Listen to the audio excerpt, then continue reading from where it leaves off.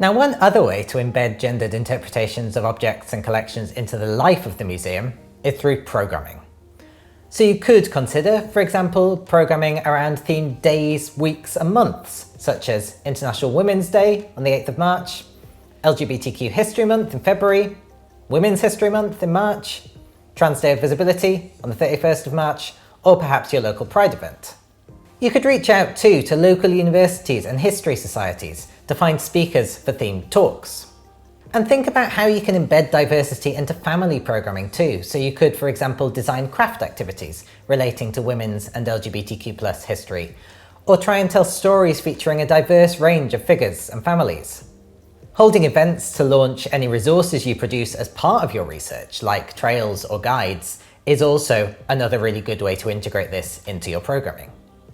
And to share the new gendered stories we uncovered as part of our project, we held a series of events throughout the year at the Victoria and Albert Museum. And in case they inspire you, I'd just like to tell you about one of the events that we organised, which was an embroidery workshop. We commissioned textile artist Sarah Joy Ford to run a workshop which was stimulated by our research into the fabulous embroideries of Mary Queen of Scots and Bess of Hardwicke, the Countess of Shrewsbury. And these are known as the Oxburgh hangings, and they're displayed in the galleries at the Victoria and Albert Museum. And inspired by research showing that early modern women used embroidery as an important form of self-expression and community building, and also by the fact that these small embroidered octagonal panels fitted together into a larger wall hanging, Sarah Joy gave visitors the chance to embroider their name or the name of a woman who was important to them on an octagonal panel with a digital print of one of the embroideries from the Oxburgh hangings.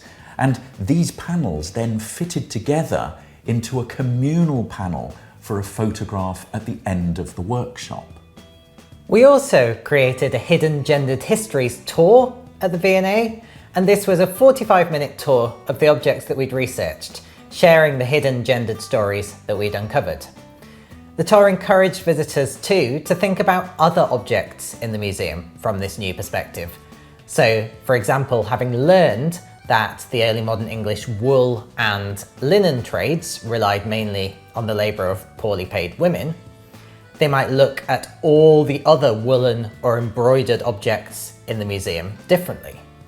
Now, at the back of the toolkit, you'll find a list of reading materials on gender and museum practice, and also on research and theory and researching the history of gender. Now, these are both open access and freely available, as well as materials in books and behind paywalls. But a good tip is that a good local library should get you access to all of these via interlibrary loan. And we hope that you found this film and our toolkit helpful. And once again, if this has inspired you or changed the way in which you think or act, or if you have any feedback for us, we would love to hear from you about it. And please do get in touch via the email on the screen. Thanks very much for listening. Good luck, and do get in touch if we can be of any help.